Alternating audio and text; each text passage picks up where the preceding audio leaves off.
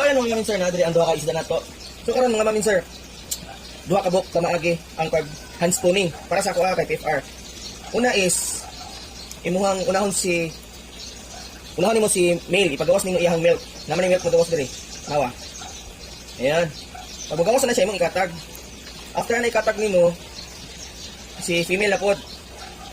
Ayun. Na ikatag nimo na siya. Unahon jud nimo ang milk sa lalaki din bago ang female, bago ilang itlog. So ang ikaduha nga pamaagi is pili nimo sila sabayon.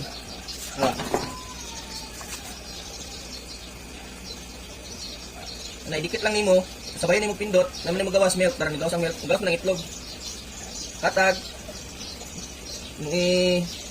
shake siya. Then next na po.